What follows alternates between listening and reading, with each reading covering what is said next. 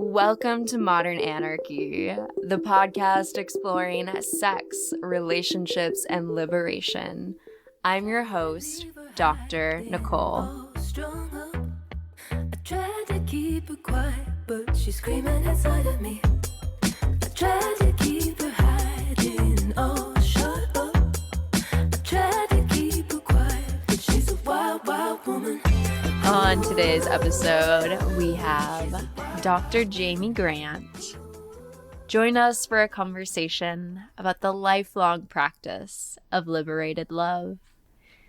Together we talk about the freedom of being disowned, reimagining exclusivity, and the pleasure of embodiment without shame. Hello, dear listener, and welcome back to Modern Anarchy. I am so delighted to have all of you pleasure activists from around the world tuning in for another episode each Wednesday. My name is Dr. Nicole. I am a sex and relationship psychotherapist providing psychedelic-assisted psychotherapy. And I am also the founder of the Pleasure Practice, supporting individuals in crafting expansive sex lives and intimate relationships. Dear listener, Polyamory for Dummies. Oh my goodness. When I saw that Dr. Jaime Grant was writing a Polyamory for Dummies book with that series, the For Dummies book series, I first laughed pretty hard and then was so excited that it's becoming more and more available. Wow. What a dream. What a dream. It's so exciting to hear how Jaime felt called to the path and then continued to practice her liberation with sexuality and the space that she's in now and can speak from and help others. And I really appreciate the nuance of the freedom of being disowned. As a queer person, I definitely understand that one. And it's true. This is a very common experience for queers. And it's unfortunate. It is extremely unfortunate that some of the people we should expect to love us unconditionally, our biological families, really can't show up for that, right? And so I want to honor that as something that is very common within the queer community, especially within the non-monogamy community as well. And if you're both of those things, hello, I feel you. And there's also a really special empowerment with that, right? Once you blow up all the other expectations, there's a lot of freedom. There's a lot of freedom. And I think that's where the power of queer joy comes in. That freedom feels really good, dear listener. And so I'm excited to be sharing this episode with you today, all about that queer joy and freedom. All right, dear listener, if you are ready to liberate your pleasure, you can explore my offerings and free resources at modernanarchypodcast.com, linked in the show notes below. And I want to say the biggest thank you to all of my Patreon supporters. You are supporting the long-term sustainability of the podcast, keeping this content free and accessible, so thank you. And with that, dear listener, please know that I'm sending you all my love, and let's tune in to today's episode.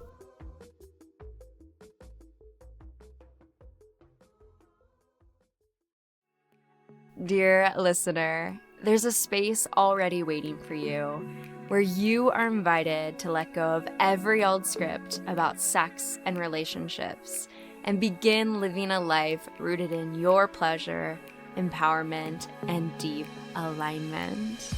I'm Dr. Nicole, and this is your invitation to the Pleasure Liberation Groups, a transformative, educational, and deeply immersive experience designed for visionary individuals like you.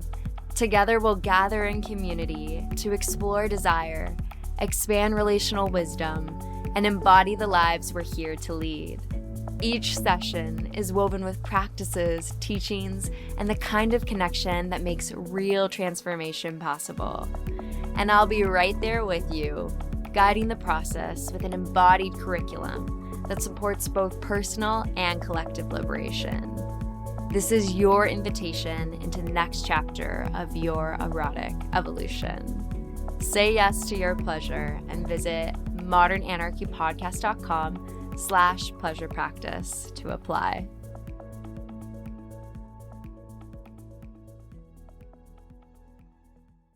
So the first question I like to ask each guest is, how would you introduce yourself to the listeners? It's a good one. Of course, this changes all the time, but now I would say I'm a queer feminist writer, activist, been active in LGBTQ and racial justice liberation movements for about 35 years. And that's how I come at this work, sexual liberation work.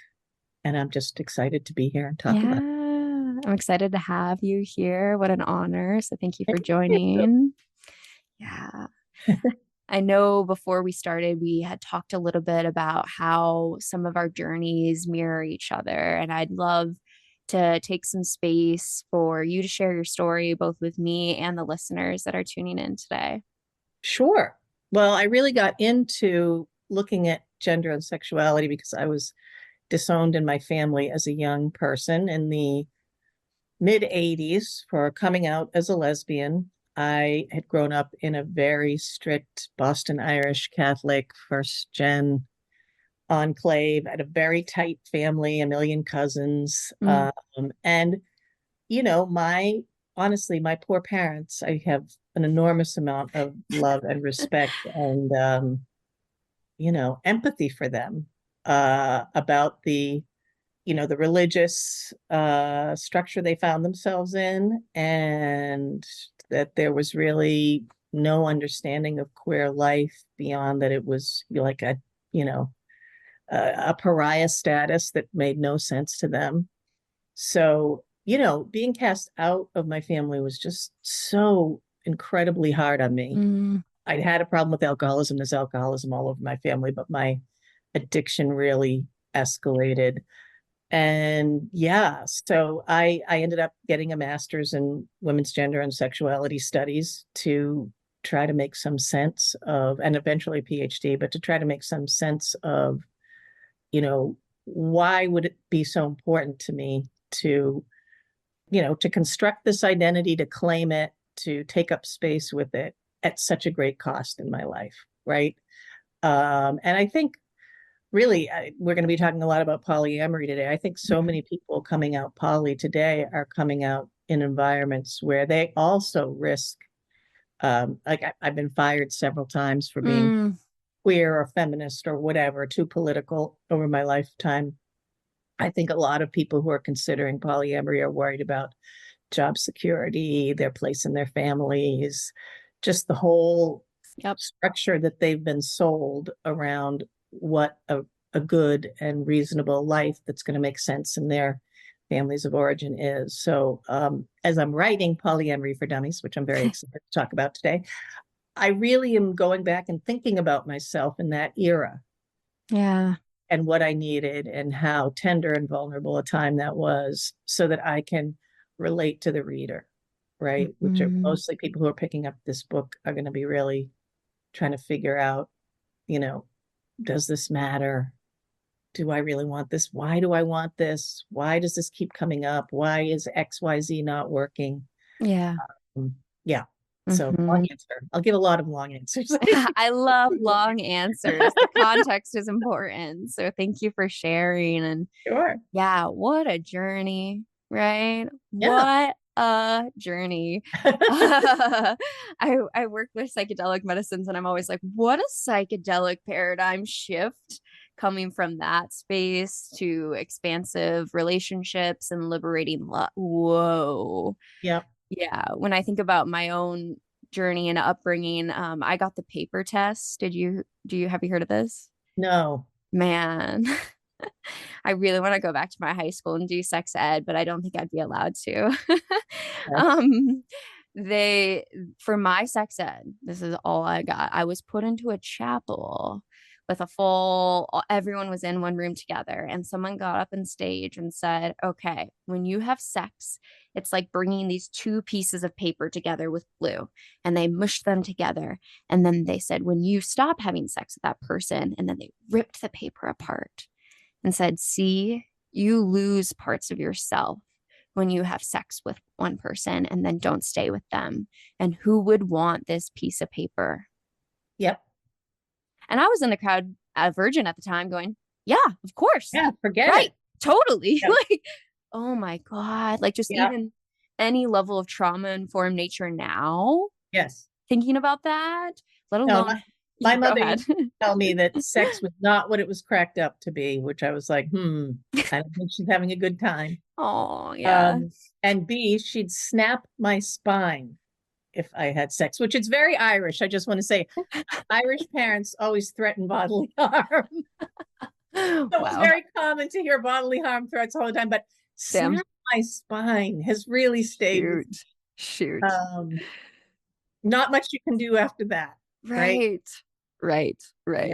Yeah, no. And it's interesting, I taught at a Midwestern college in the mid-aughts, or about 2010. And so many of the young women who grew up in an abstinence-only state, sex ed state, it's 2010, told me about carrying around bricks in a backpack put to the front of their bodies, right? And then loaded with bricks. And I thought first it was the baby that they were carrying, but it was the shame. It was the shame. And this is like, some of this was public schools. It wasn't even like, and they all came in. I was running a women's research center and an activism center, and they had no sex education. So I just started doing my thing on campus because so many of it was a regional school and drew so many Michiganders, and they had nothing in 2010.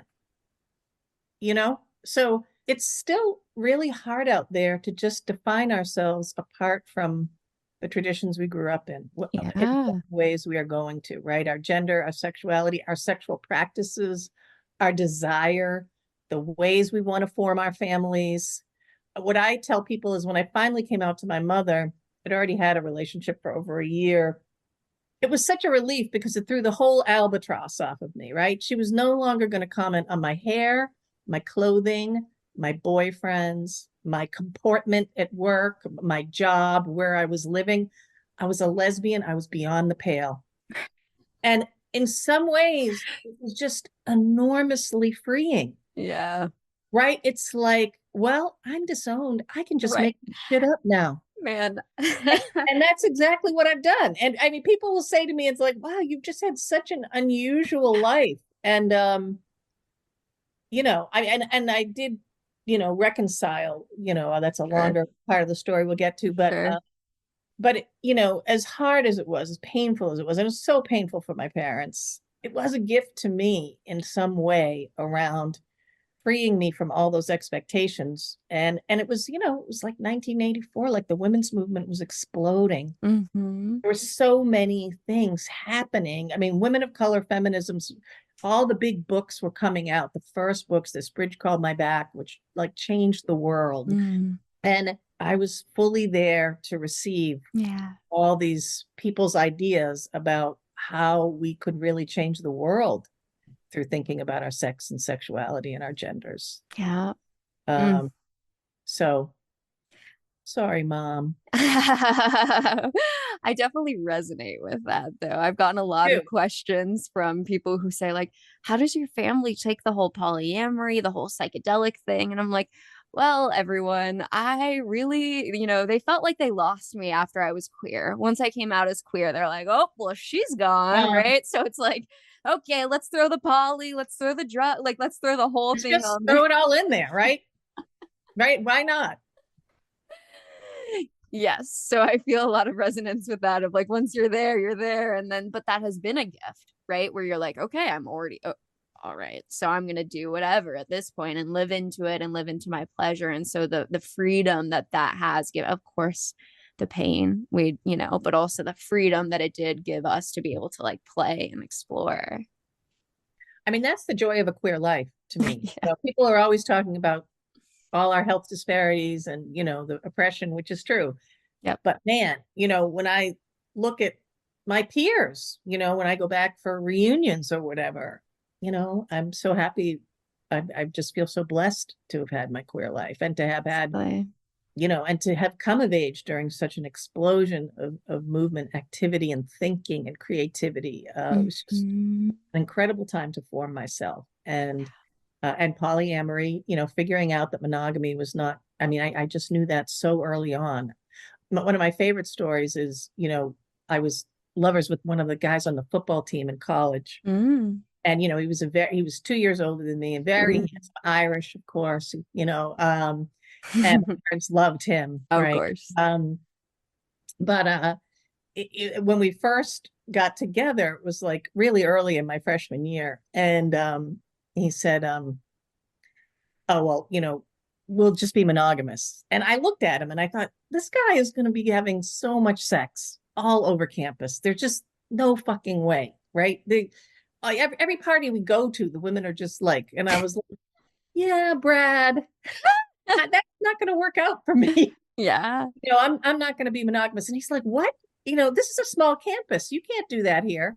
And I was like, really? Because I think you're doing that here. And you seem to be fine.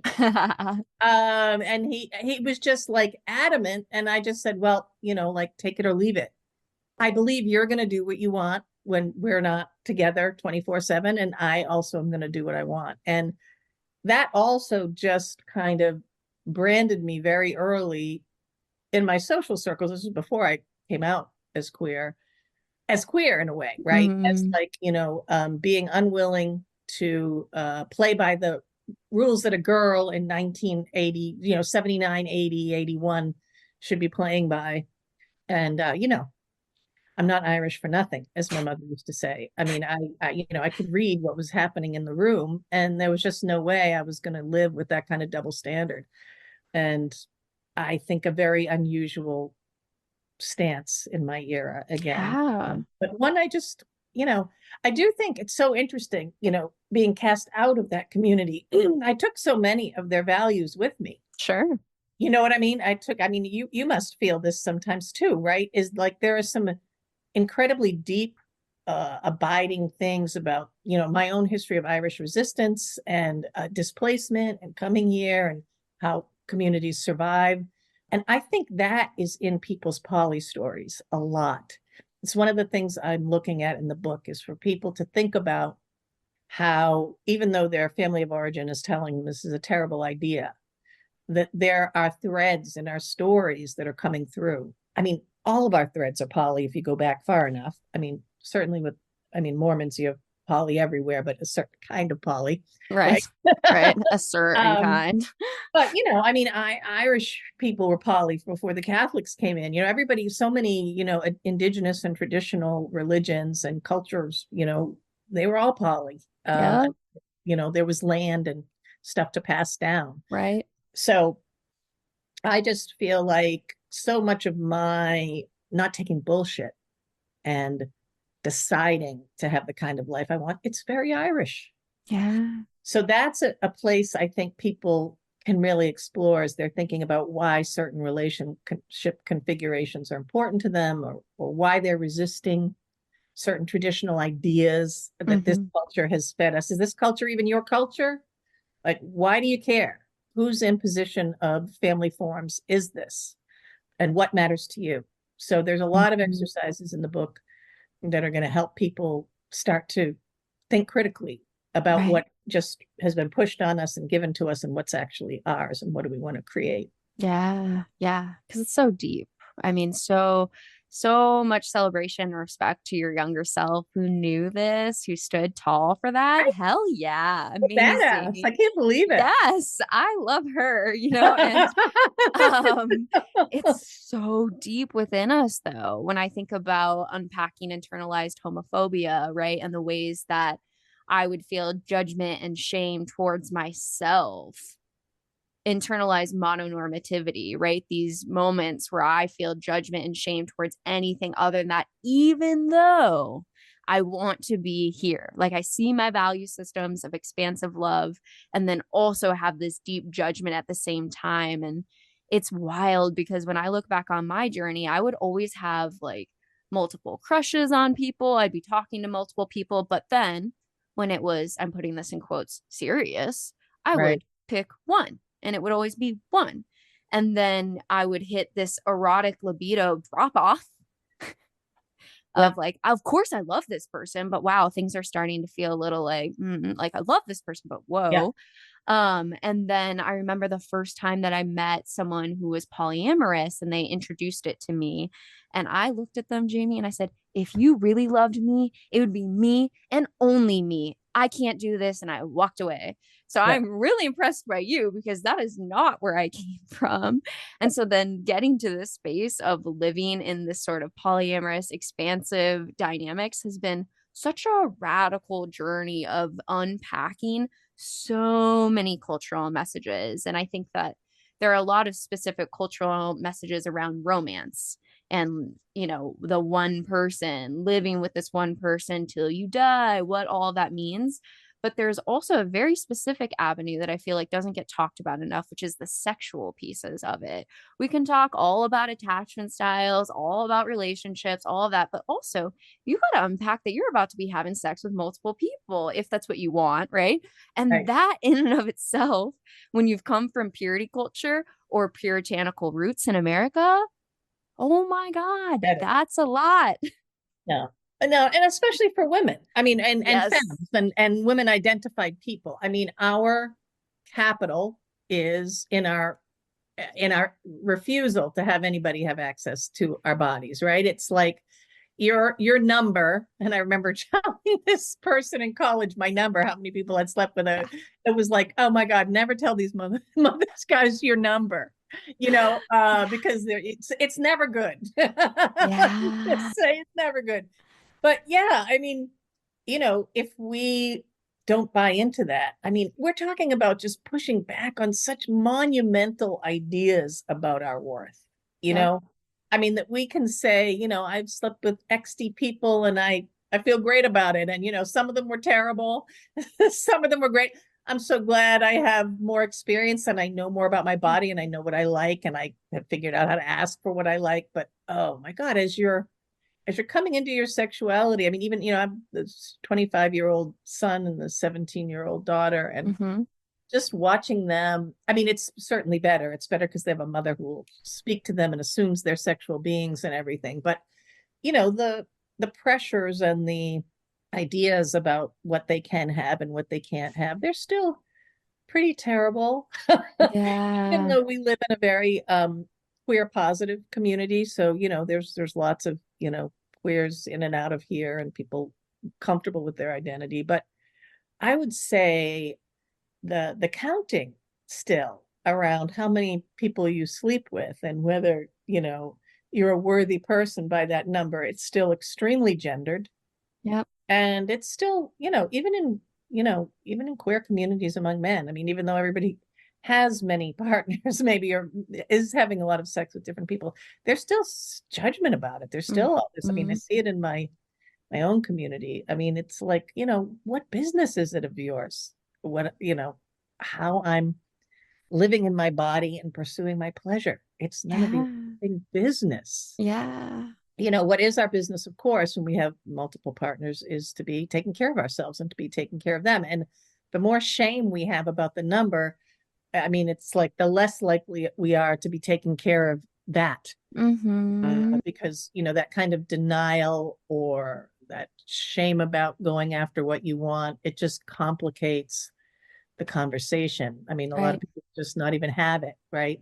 Yeah. So sorry, keep going on and on. No, it's great. This is all good. This is so good. I'm thinking about the ways, yeah, in my own journey from the paper test, and I cried the first time I had sex before marriage, and the second time I slept with someone ever in my lifetime. I felt like I was so broken. To the space. Oh yeah, it was bad. To the space where I'm at now, where I'm like, oh God, I hope you're having sex with multiple people because sex is an art. It is a dance, a skill. And you know what makes you really good at that? Having lots of people that you practice with.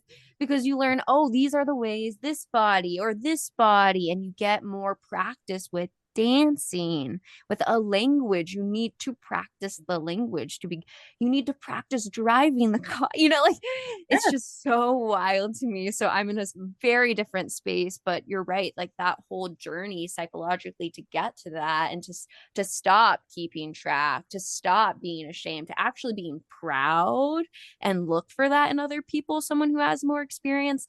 That's a lot of psychological leaps through different paradigms and cultures. Yeah. And what you said about, like I knew since Brad was not going to be monogamous, I was definitely not going to be monogamous. But that desire to be the only one, let's talk about that for a second. I mean, it's such a massive indoctrination in this culture, right? That, the only way you're special, the only way you really have any kind of worth is for one person to pick you as their one person for life. And, preferably in your 20s. So you have enough time to build all the things. Maybe in your 30s, mid 30s, but then it's getting panicky. I mean, wow. I mean, what a system. I didn't even get clean until I was 30. You know what I mean? Like my own healing journey, by the time I was 35 was like in pretty good shape. And I had my first son, on my own solo. I left a partner who I didn't feel like really wanted to parent or was ready to parent, and had him in my village. And, because I knew the clock was ticking, like I really needed to get my shit together if I actually wanted to parent. And I did know that I wanted to do that. But I think, as I'm writing this book, I'm thinking so much of just the heterosexual paradigm and the clock and the whole construction of your timeline to find the one. And then all the things that the one has to provide and that you have to provide. It's like best friend, best lover, provider, intellectual peer, the person you want to watch all your movies with, I mean, it's like what we are demanding of that one and only. The time frame is, first of all, double or triple what it was when monogamy really started to be established, our lifespan. Right. And our options in the world and what we can do. I mean, there wasn't any real travel, for instance, when monogamy was really, established. And so it's like, I mean, it's a nutty system. And that feeling like, and especially I think for myself, having been cast out by my family, that feeling of someone choosing me as the one was very, I mean, it just, even when I had poly relationships, as long as I felt like I was the one for one of my partners, you know what I mean? It's like I totally really held on to this idea of being the most, being, whatever.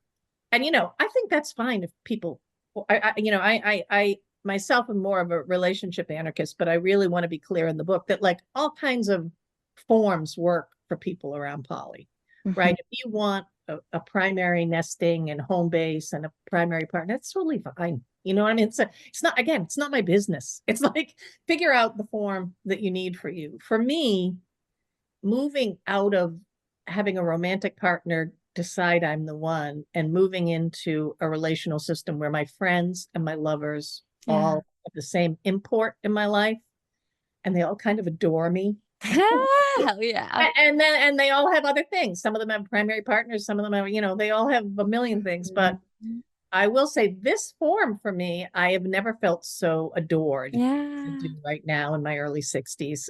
It's kind of amazing. Yeah. And just constantly like reinforced and supported and loved in this situation. So I have, it's taken me a long time, but I have figured out my form. Yeah. And I hope that the book, I've just got a lot of reflection exercises, a lot of activities, and also just this incredible group of activists, writers, scholars, amazing sex educators who I've known for somewhere between 10 and 30 years, who are giving their stories to the book. So it's full of the voices of all these people I've met in my activism all over the world for the last, many years. But I've been doing sex liberation workshops for about 15 years, specifically in activist spaces all over. And those folks have joined me as faculty, as peers, as storytellers, and they're in this book, which is really exciting. The power of community. Yeah. Yeah, and that more than one voice. I mean, I Right. just knew, my story is great, but it's just my story. There's so many incredible stories here. And, the sexual liberation space, or this in the US, the sexual freedom space tends to be white dominated. And Right. the faculty that I've created for this is a BIPOC dominated, queer and trans, all kinds of sexual orientations, all kinds of genders. So the voices in this book are going to be different from those in many of the other poly, books. And I'm just super excited about it, because the illumination of so many different practices and how they've come out of different cultures, I think is going to be an important contribution to the conversation. Yeah, to get people thinking, some of the pieces that would have been so helpful at the beginning of your journey, my journey, right? To just have these thoughts out there. Oh, like what a life changer. And yeah, the concept of the one is so deep. It is so deep within the psyche. Again, it's something to unpack. Like it is internalized, that narrative of mononormativity. Every single rom-com I've ever watched, Oh right? my It's God. this story again and again and again and again. And what I come back to is, rather than exclusivity of actions, right? And being the only one that we do this action with, which is like, just even in other cultures, it's important to remember that in certain cultures, hugging someone of a different gender is actually forbidden, right? So I try to put people into that context of like, hey, like, look at, this is our culture here where it's like sex with one. Other cultures are like hugging with only one, right? And just a little bit of context. But then if you finding that desire to be the one, I think can still be found in the fact that I am Nicole. Yeah, I'm the only one. I am the only one. There I'm is the no only other me. That's Like, right. yeah. And so that's what I come back to. I'm like, hey, go find, I'd love to meet her. Like, No, please find another. that's so incredible. Again, I remember this so clearly when I was a freshman and I was talking to another woman on my hall about the fact that I was not going to be monogamous and Brad was Yeah. not either. And she said, well, what? He's going to be with other people. And I said, well, none of them are me. Right.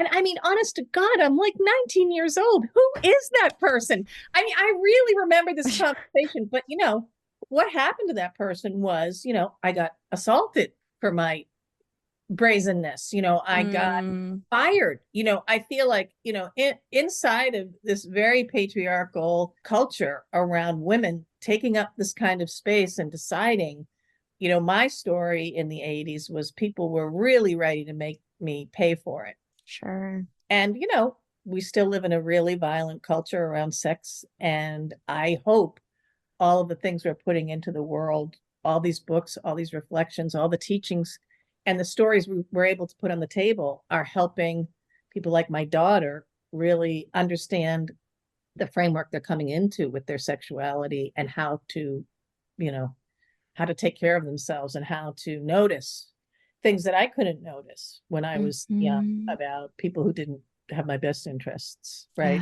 Yeah. But yeah, I mean, I'm the only Jamie, you are the only, so it's like let's go. Yes. And we can have that unique and only connection with any of our partners, right?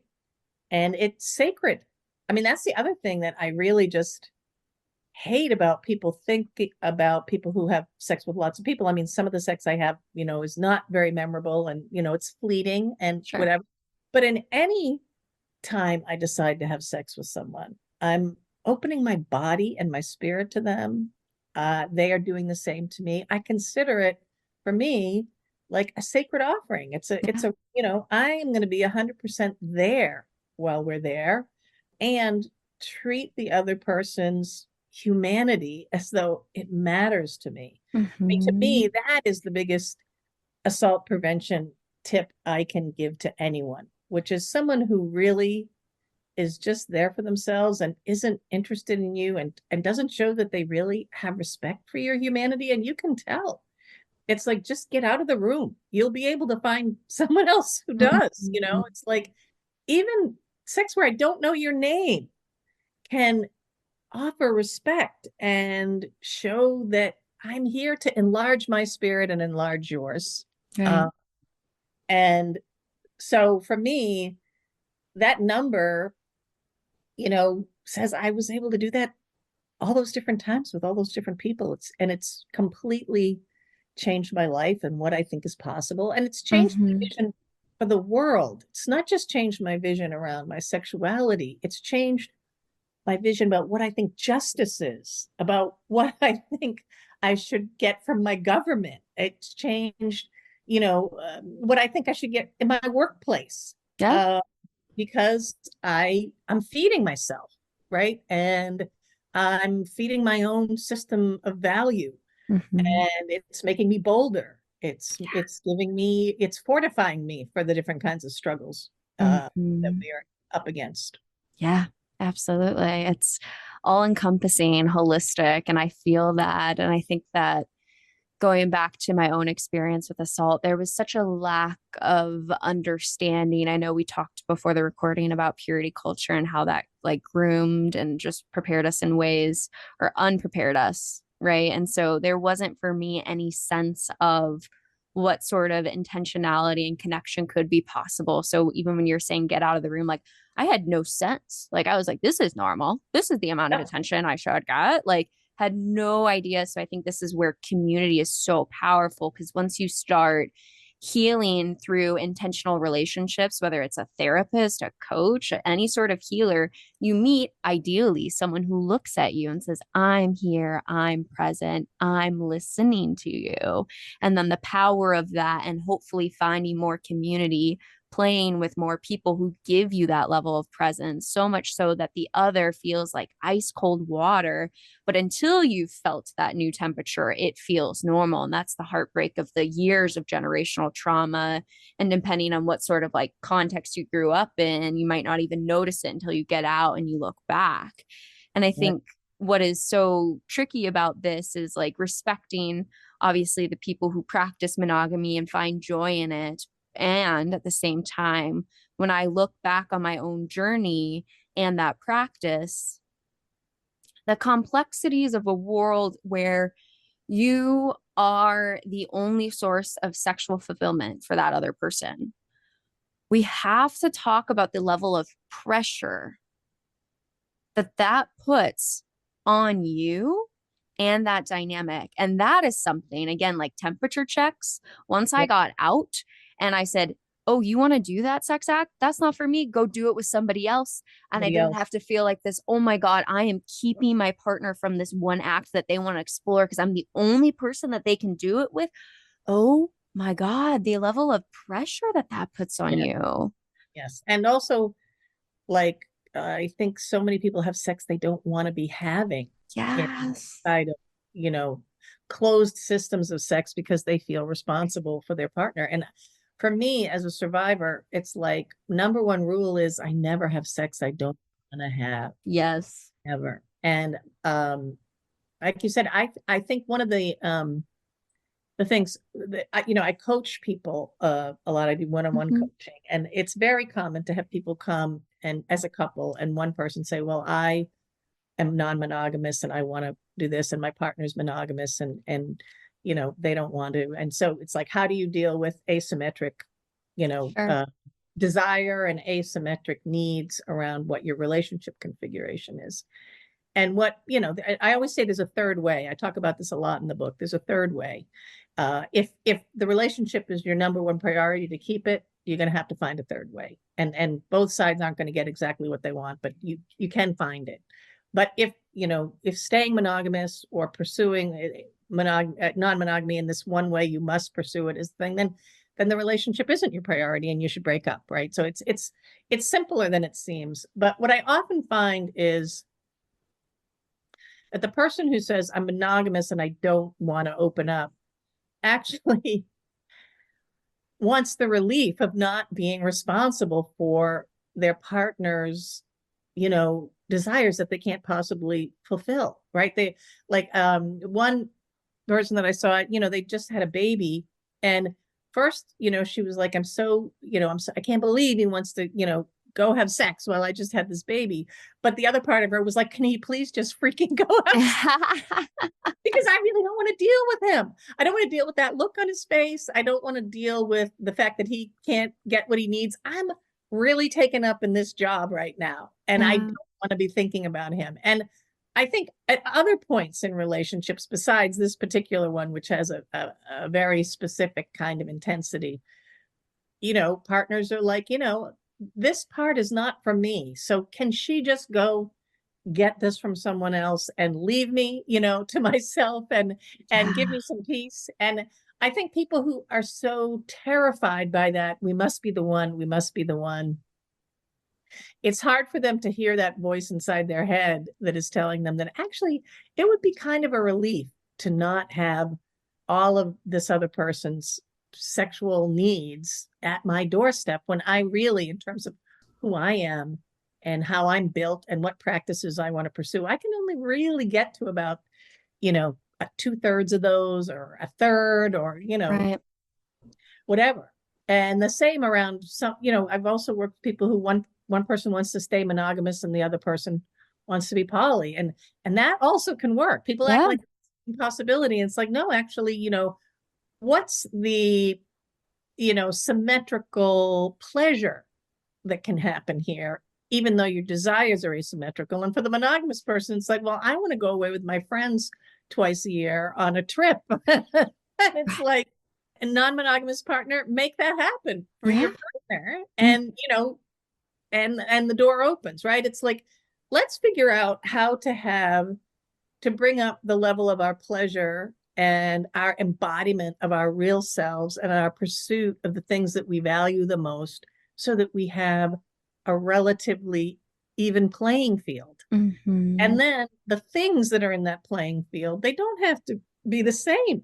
Right. Like, it's that thing about equity and equality, equal is like doing all the same things and expecting all, and equity is, we get the same level of support and pleasure and to pursue ourselves at the same velocity and the same intensity and with the same level of joy.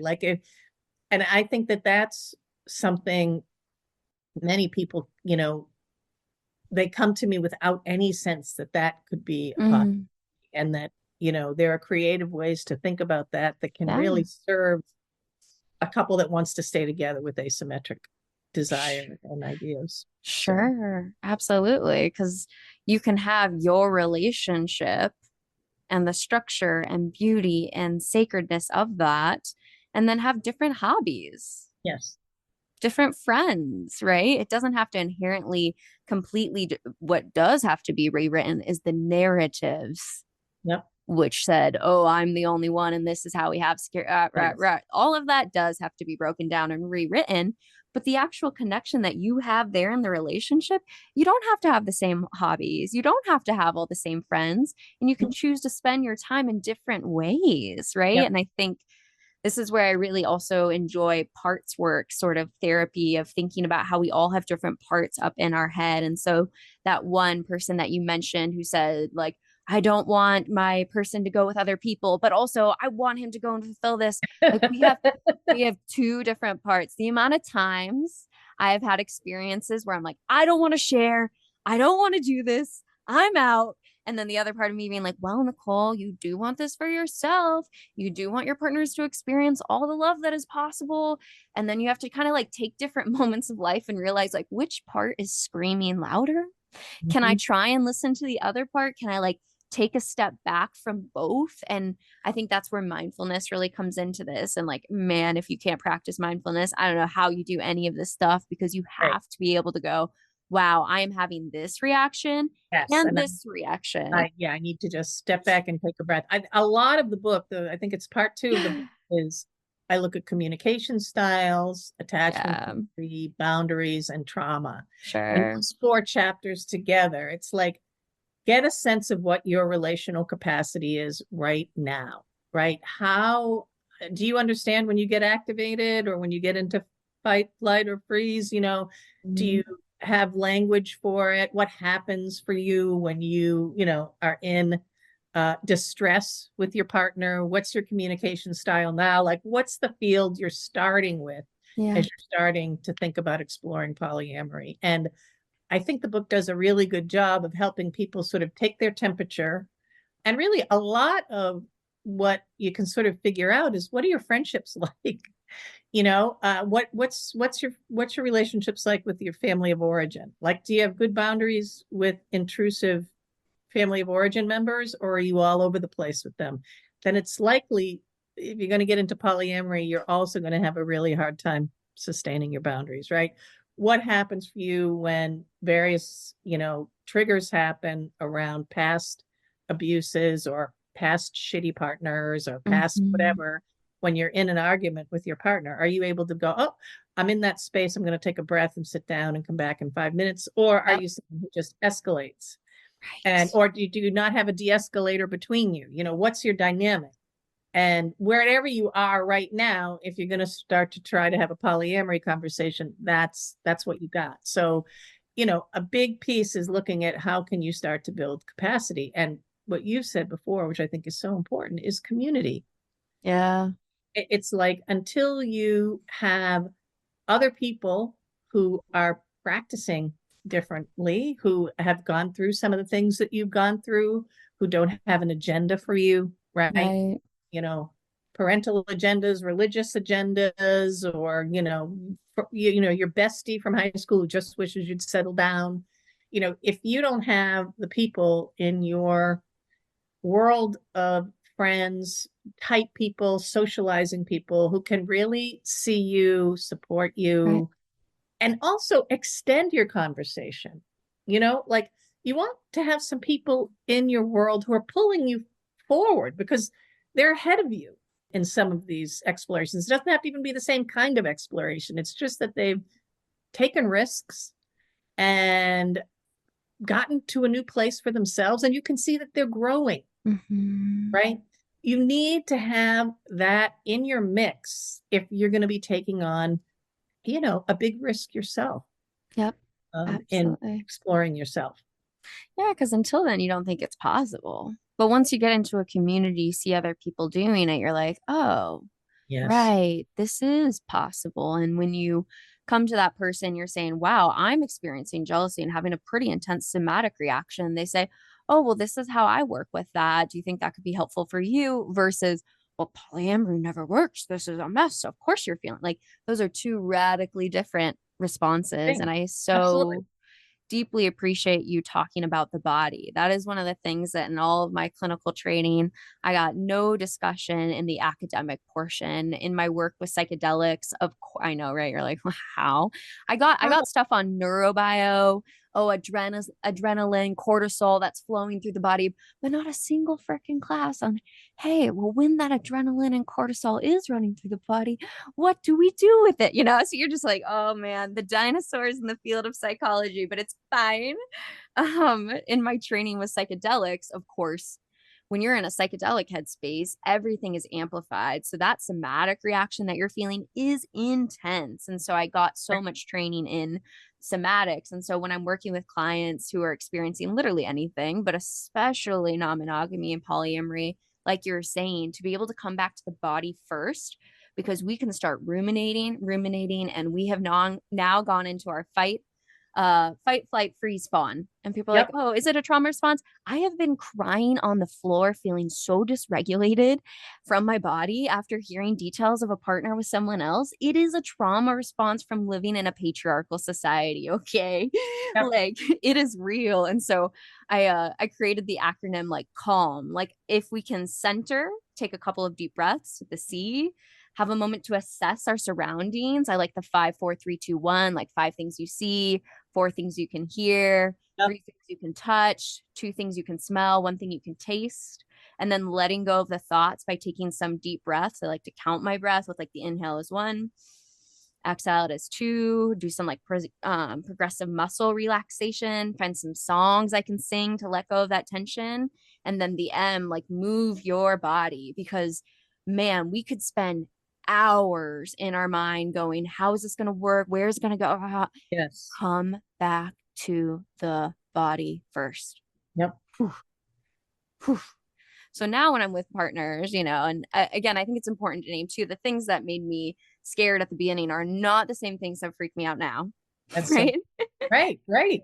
But when I do get a reaction and my partner asks me like, oh, how's that landing? I'm like, okay, I'm noticing a tightness in the chest. I'm noticing a little feeling in the stomach. Rather than even getting into the stories of the narrative, it is body first. Right. Yeah. Yeah. I did a lot of work on my activation 3 or 4 years ago. I did some family therapy with my kids because, they were leaping out in different ways, and I would get activated just around my own childhood story. Sure. So the therapist gave this thing where whenever I would start to get activated, she'd say, well, how do you feel? And I'd say, I just feel so alone. I feel terrified for them and I feel alone. And she said to the kids, when you can see your mother starting to get there, you should say to her, are you okay? Mm. And I have to say, it was the most beautiful intervention in my life. Yeah. It was just incredible. I mean, it just stepped me down. Yes. Right away. It's like, oh, they're here, and then they got even better at it. Sometimes when I would start to go up, my son would say, oh, I think you're afraid. Mm. And honestly, as someone who, again, like, my parents are already out of the picture. Yeah. At the age that he's talking to me, right? I mean, the kind of healing to have them, and, they didn't have to take responsibility for me in a big way. Right. They could help. And then the whole thing would go better, right? Then it was like, oh, I'm getting activated. I am afraid. Let me just breathe, figure out what I'm afraid about, and then I can talk to them about what I'm afraid about. Right. And, I'd been in therapy for like, I don't know, over, I mean, again, this was in my late 50s that I did this family therapy with them. And I'd had a million therapists. And this was the first one who really helped me look at what was happening in my body and how it got me off track. It pulled me off track around what conversation I actually really did want to have with the kids. Right. And it was a game changer. So Absolutely. I think we're really lucky to be in an era where somatics are so, emerging. I just went to Prentice Hemphill's new book signing here in DC, and it was incredible. And I forget the name of the book. Sorry, Prentice, but I am referring to them in my book. I mean, there's just a whole world of movement people who come out. These are and Prentice was in BLM, and I mean, with so many people on the street being, beaten up by police, and working in that community to heal so that we can stay in these struggles for the long haul. So again, I feel so lucky to, I mean, when I got to DC in the 90s and I felt very alone, the AIDS movement was just leaping off, right? And so to build the community that I needed, so many people were in the street fighting for our lives, and then being able to have that conversation about what kind of life I wanted. And I feel like that's a really big piece for all of us. It's like, that was the conversation I needed. I had to find my people. Who are your people? Yeah.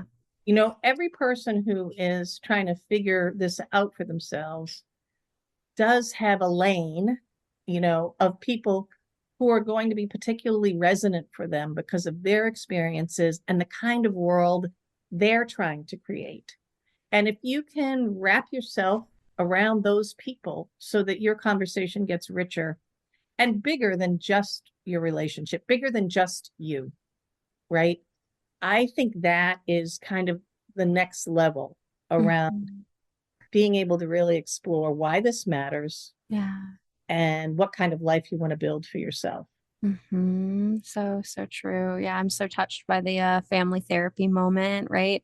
It's being seen, like a moment to be seen. And it reminds me of, when there's videos of younger, like little babies, and they'll do experiments with the caregiver where, they start to cry, and then the caregiver responds in like, and is moved by that reaction, and the baby will calm down. Right. And then they will try other experiments where the baby starts to panic, and then the caregiver has a flat face. And you know what happens? The baby starts screaming, shaking, which is really funny when you think about the history of psychology and the blank slate tabula rasa. whoa, that was problematic. Like, Right. okay, you guys, like, we therapists need to be moved by their clients. By their Okay. clients. But like that similar thing happens in all of our lives as adults, right? It's bids for attention and connection, right? And so when you are having that moment to be seen, oh, are you okay? And I think one of my favorite things to do with partners is like when we name new experiences, particularly in non-monogamy and polyamory, expansive relating, to share, of course you check in first to make sure that this is an okay time to drop things, because it might not be the right time to talk about these things. Right. And when you do have the time, the space, the emotional energy to share, and then before ending, ask, how is that landing for you? And that has been such a powerful conversation tool, because even when I feel great, it still creates space for me to name that. And when I don't, it creates space for me to name that rather than, oh shit, I got to have this all together. I got to figure this out. Like I must be grounded. No, like my partner is asking me, how are you? How is this landing? And then from there, we keep talking. And so that simple question, right? Are you okay? How is this landing? It is creating so much space to be seen. And again, when we think about the baby, the second you're seen rather than, ah, okay, I'm in connection. Yep. Oof. It's beautiful, right? Are you okay? Very simple. Mm-hmm. Yeah. And then I think the other part of it too is like discomfort, right? I'm a rock climber, so that's where my metaphors come through, right? I also teach yoga, so that's where a lot of my metaphors come through of when you stretch, it's uncomfortable. When I get up to that wall, it is scary.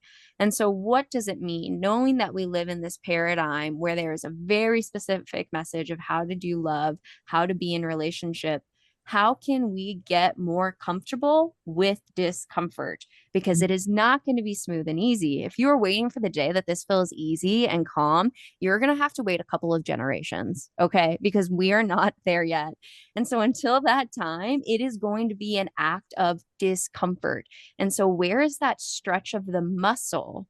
We're not tearing the muscle. We don't want you to be in pain, but where is that stretch? How can you be so connected to your body that you notice the activation and don't go past into dysregulation, but you notice the activation, you pause, you ground, and you keep climbing? Yeah. Yeah. And I will say, again, in my 60s, it's a lot easier to be poly now than it Yeah. was. It really is. I mean, it is practice, practice, practice, right? I mean, and again, I've done my own internal work. Yep. The therapy certainly helped me with my poly relationships, right? Yes. Because I was more aware. But gosh, it's so much simpler. I mean, that's another thing I talk about in the book is that, and I mean, you talked a little about this in the beginning, that everybody wants to talk about like how do you figure out your thing? How do you make your agreements? How do you blah, blah? How do you da, da? And nobody wants to talk about the sex. Right. Which is a big part of this. Right. Having pleasure with multiple partners is a pretty freaking amazing, like life expanding, mind blowing thing. It's Yep. just brought me so much of my life. And more, the part of figuring out how we're going to do it and how everybody's going to be okay and how people are going to get their needs met. It's a much shorter conversation than it used to be.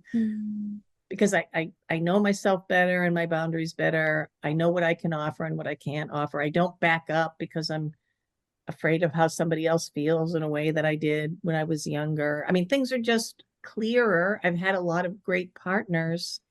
So, their love has had such an effect on me and my ability to have faith in myself, right? So, yeah. And also, there's still stretches, what you were saying, right? It's like, now I'm 63, my libido's really different. Things that I wanted in my 40s and 50s, now I want something a little different. How am I going to go get those? I still have discovery. I still have exploration. And it's so thrilling to be this age and to feel myself and know I have the capability to go get what I want. Mm-hmm. And that it probably won't be full of drama, because I just figured some fundamental things out about myself, and it's just not that conflictual anymore to find appropriate partners and do the things I want to do. Mm. So it's lovely. I hope people gain that capacity earlier than I did. I had a lot of hard work on the way, but gosh, that work is so worth it. I just want to say, and it's worth it for everything. It's worth it for being a better coworker. It's worth it for being a better friend, a better parent, a better neighbor, all the things that you work on to be a better poly partner. Right. Make you better in all those other spaces too.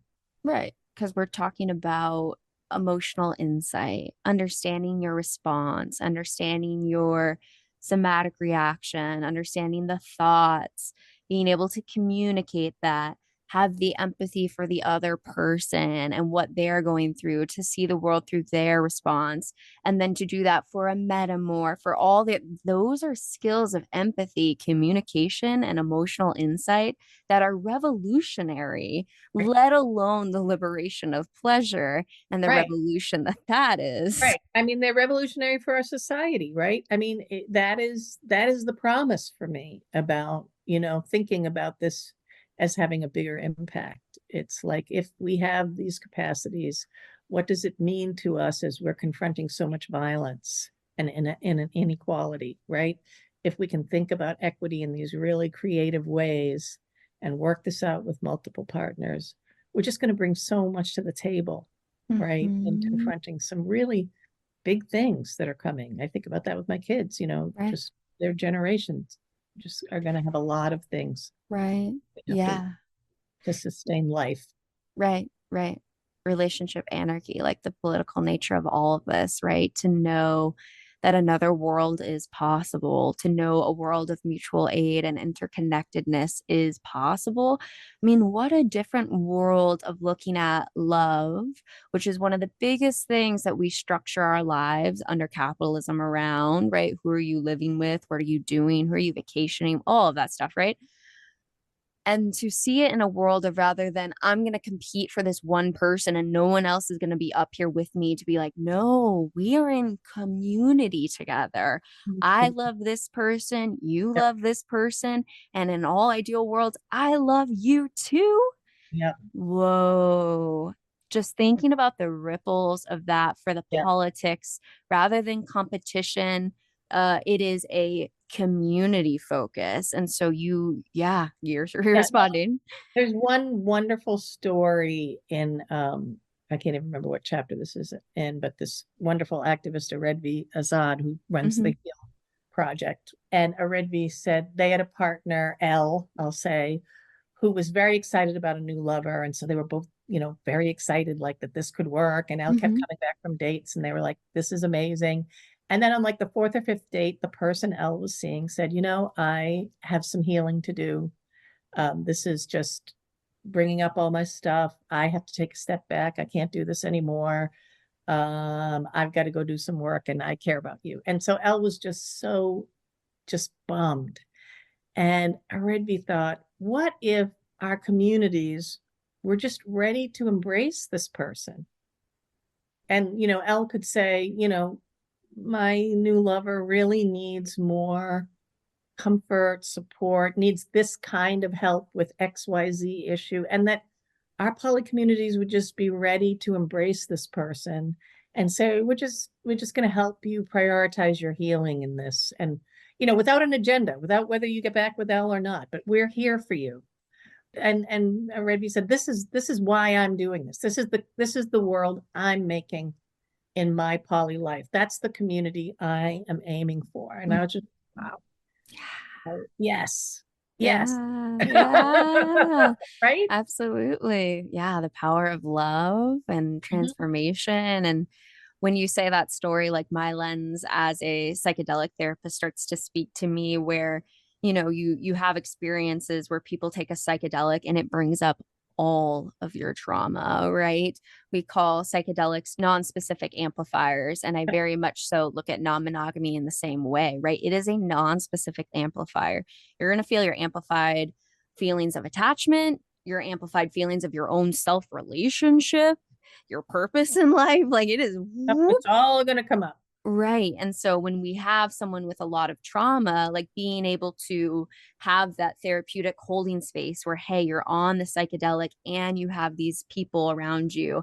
And then to get even outside of the lens of psychology and remember that historically these medicines have been used in community, right? This has Right. not been a one-on-one therapeutic weird Right. world that we live in with, I do see benefits to a dyadic healing relationship, but we heal in community, right? So then seeing that Right. sort of lens of, yeah, when you take that difficult psychedelic, whether it's non-monogamy or the actual drug itself, what does it mean to be held in loving community as you go through those waves and as you go through that come up, truly.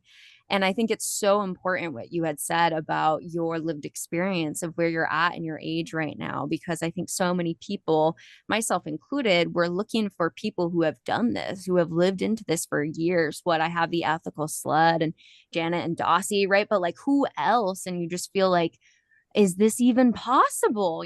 So for you to be able to speak to that of like, yes, I have lived this for this many years and it does get better, which is reminding me a lot of the queer narrative that we would hear a lot, right? Like, hey, it does get better. I mean, what another cultural revolution, like time point for us as a Yeah. collective. Well, and it does get better if you commit to yourself.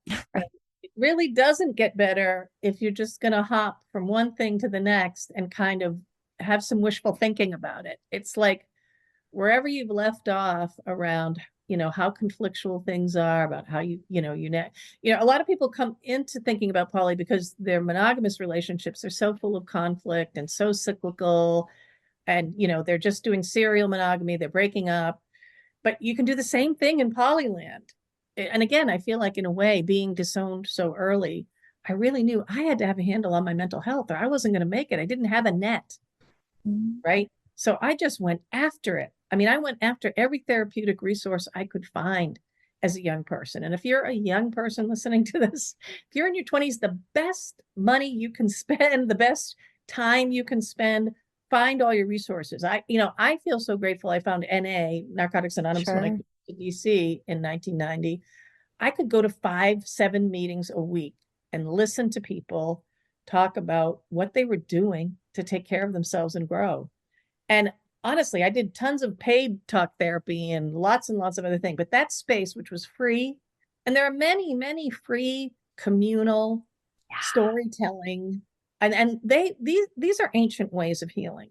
You know what I'm saying? And again, for me, NA, the God stuff is not my stuff, right? But the great thing about it is if it's not your stuff, you don't have to, it's just, there's nothing mandatory about it, right? I made my own God stuff up about it, which is really about the power of love and community for me. So those spaces and those people, that's another place where I found the conversation I needed to have. I wasn't everybody in the room, but I could pick out 2 or 3 people, and many of the meetings I went in, and they've been on my journey now for almost 40 years. Right? I have such a strong commitment to keeping growing. I come out of alcoholism, depression. My mother was electroshocked against her will after my brother was born, and I didn't even learn that until after she died, which is another Irish thing. Keep the story, don't tell the story. Story's shameful. And all of a sudden, my entire childhood and even what happened to me around the disownment made so much sense to me. My poor mother.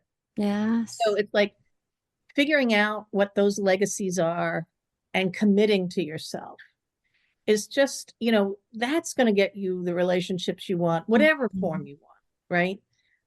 And we can do a lot of that in community. We can do it in alternative ways. If the 50-minute paid therapist hour isn't for you, there's other ways. If the NA, free group isn't for you, there are other ways. It's like, find your ways, but not committing, everything just piles up, whatever form you're going to pick. There's no escaping, the lack of capacity we have ourselves for dealing with our own histories and how they impact how we communicate and how we attach.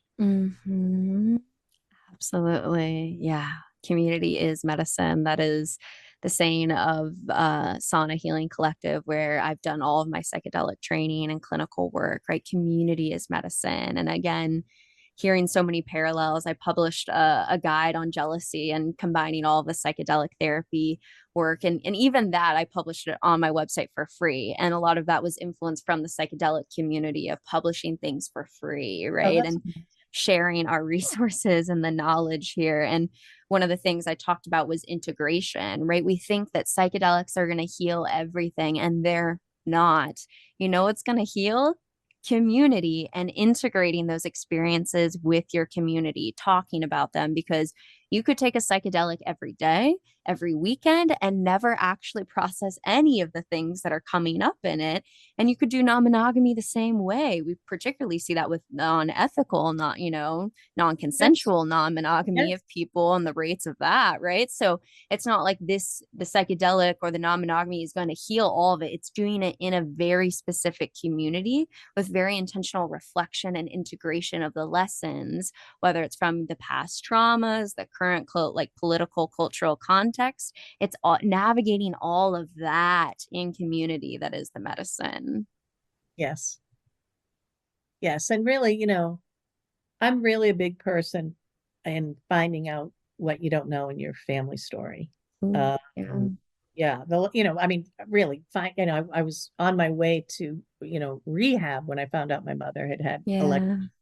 against her will. So it was like, oh, this is why she was so mean. She was trying not to go back to the hospital all the time, right? She was trying to just I mean, she was never on any medication all those years.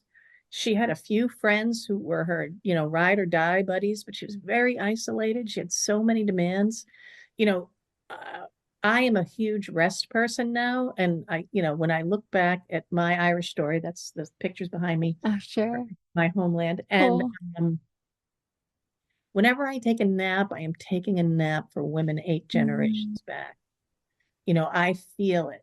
I feel it. And partly I feel it because I did go back to the place we were displaced from Mm. and found where we lived for like literally thousands of years, it seems like. And I could really understand that my family in Boston was a displaced family, which I never had. I just thought about Boston as home and they had such an intense Boston identity, but so many things didn't fit, right? So many things were off. And going back to Ireland and standing on that land was the last day I took a Mm. depression. Wow. And that was like 6 years ago. Yeah. And as someone who has struggled with major depression my whole life, you have to just keep moving on your modalities, and for me, being on the land is also medicine. And the land, this is one of my favorite indigenous scholars, Joseph Pierce, says the land remembers you. Mm. And I felt remembered in that space. And, all my cousins who are still there, having been, had the estrangement, which again was better when both of my parents died, but having all of the Irish folks embrace me has also been, like Mm. so it is like, get your medicine. Get your medicine because you really want to be able to step up and love the people you want to love. You really want to be present for them. And, inside these histories that are difficult, there's so much beauty and so Mm. much resilience and so many things you want to keep. And you don't know what those are until you can sort of sort this stuff out. So yeah, community's Mm. medicine, friends are medicine, the land is medicine. Yeah. Find your deeper story so that you have the tools you need Yeah. to step up to your life. Absolutely. Yeah. I'm always scared to talk about the research with epigenetics because of the narrative it can create of feeling powerless, right? There was some research that had mice where they had classically conditioned them to be afraid of the cherry blossom smell, and Yes. then they had those mice have children, and it was up to 4 generations later without any classical conditioning that those generations were afraid of cherry blossoms upon birth, right? So Yeah. I'm always, yeah, oh yeah, you want to Well, respond? here's the other side of that, though. This Sure. picture of this pagan well where my great great grandmother, Annie Yeah. Doherty, grew up. Annie Doherty had 8 kids at the height of a genocidal famine, and they all lived into adulthood. I mean, maybe she had 11 and only 8 lived, but I know because I've done the work about the 8 kids. So, I've been fired like 4 times for being queer, whatever. Da, da, da. And it's like every time someone comes after me, I say, they don't know that I am Annie Doherty's great great granddaughter. Right. Like, you're like an amateur, dude. Like, I can eat. I have a home. You're having whatever you're having about my vision for a better world. I'm going to go somewhere else and keep doing my work because you know what? Annie. And, I'm sure, like, definitely the alcoholism came down with Annie, but that's not the only thing that came down. Yeah. And it's not until you know the story. The epigenetics also brings the other shit through. So go back and find out what's there. I mean, when I stood on that beach, it was just like my whole life. Mm. And now I have a community of people there that I see periodically, actual people, and they're not all my best friends or anything, our lives have been totally different, but connecting with them has just been meaningful. They're loving people, even if they don't get my life. They're, and we have this connection of our families having survived this genocidal famine. And and also the destruction of all the records. Like, that's another really interesting thing we've been able to do, is to piece together what we know in the face of colonial dismemberment of your community. And so many people in the US have that. They have had colonial dismemberment of their communities and their histories, and that's how they got here. Yeah. Whatever, there's so many tools now to try to piece together our stories and do, speculative history. It's like I have pieces and I can put together what I think I see here. That's meaningful to my mental health and my ability to connect with other beings, right? Absolutely. So, yeah. Yes. Yes, the resilience. Yeah, knowing your story, going back enough to know the narrative, right? Yes. And know where you come from and to learn the history before colonization. Yeah, Yes. that will set you free. And so every time that I orgasm and roar in the pleasure of what is possible in this body, it is for all of the women, all of the queers, all of the people who didn't have that chance, right? That's And right. to feel That's that. exactly right. That's exactly right. And who knows how much pleasure our ancestors had. So much of the history's been, but I can see the hardship in the history. Yeah. So yeah, I do feel like I'm having pleasure for everyone. I feel like they couldn't have even imagined a life like this for me. And I'm gonna have it to the max. Yeah, absolutely. So, given everything that we've talked about, and as we come towards the end of our time, I'd like to ask 2 questions. And the first being, if you could go back to earlier parts in your journey, I'm curious what wisdom you would share with your younger self. Mm. Well, I grew up with my sister, who was only 13 months younger than me, Irish twins, as we called it back then. And we sort of kept a united front against a very dysfunctional system. And so we were always looking at each other and saying, they're wrong, you're right. Like, this is fucked up, we're okay.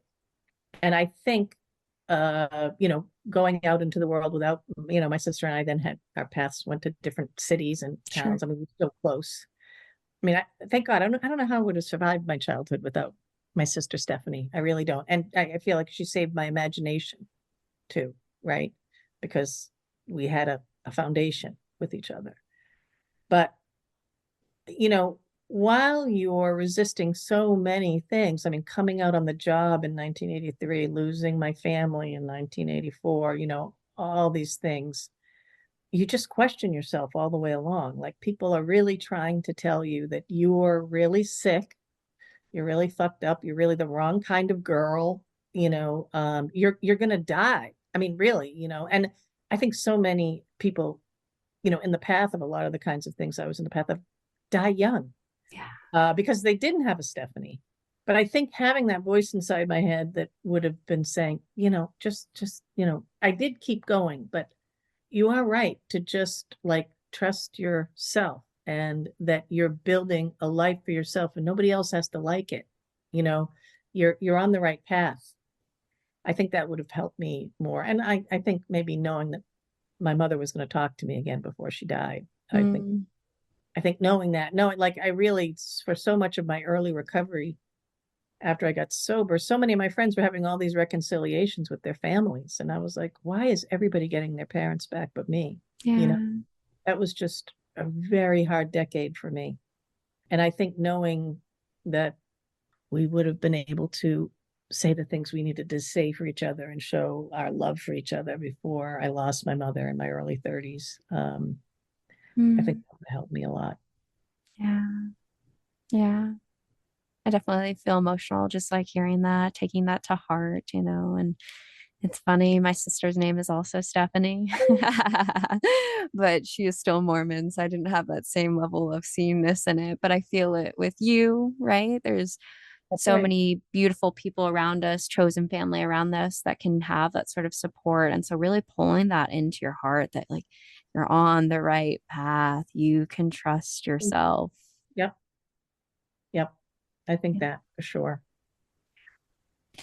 Well, if it feels good to you, I'm going to take a deep breath and guide us towards our closing question, okay? All right. So the last question that I ask everyone on the podcast is, what is one thing that you wish other people knew was more normal?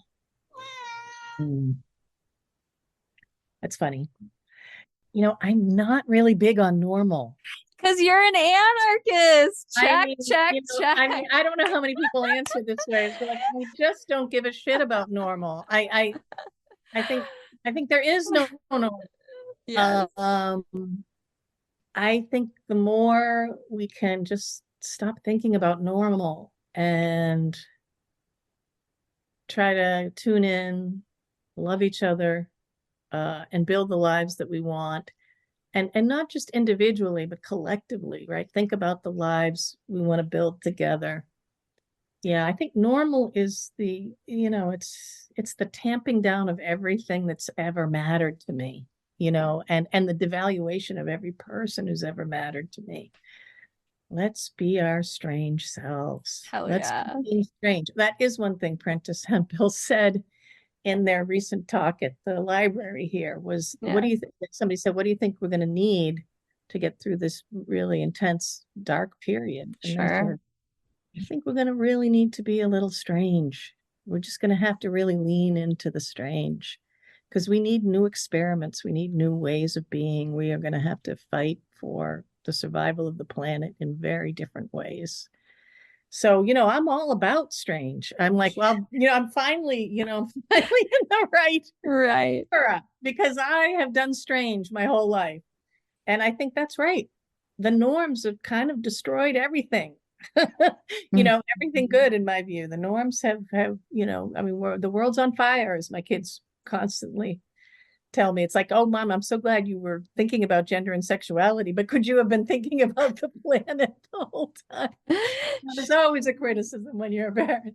Totally. So I have been thinking about the planet just differently than you're thinking about it. But but yes, let's be strange and let's go get, you know, a better way to all live together and love together than what we have been. I'm up for it. I'm just getting started.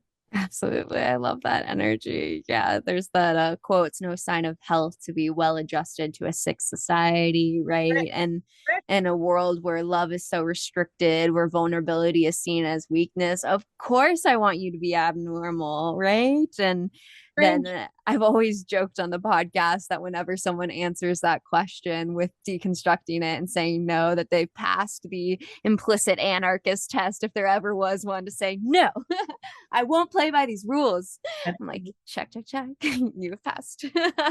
Yeah. Well, it's been a delight to be passing this time with you and to pass the test. It's such a joy to have you on the podcast and get to learn from your wisdom and all of your experience. I'm definitely holding that one in my heart today. So thank you. Sure. Yeah. And I want to hold some space too for you to talk about your book. Where can people find it? Where can they connect with you and all of your offerings? Yeah, so amazingly, Polyamory for Dummies is part of the Dummies series. So it's everywhere. That's so cool. It's going to be in the big box stores. It's going to be in all the big, bookstores and your, little local indies. Buy it where you like to buy your books. When this comes out, I'm going to be doing a national tour and coming all over and sitting and talking with really interesting people about and a lot of the contributors of the book. I'm going to have lots of conversations with people whose insights are featured in the book. I also want to be doing classes, women's gender and sexuality studies classes and talks at colleges. So if you're hearing this, just invite me. So beautiful. It's going to be a lot of fun. Hell yeah. Hell yeah. Thank you for your work and all that you're doing for the movement. And thank you for joining me on the podcast today. Thank you so much for having me. It was a blast. If you enjoyed today's episode, then leave us a 5-star review wherever you listen to your podcast. And head on over to modernanarchypodcast.com to get resources and learn more about all the things we talked about on today's episode. I want to thank you for tuning in, and I will see you all next week.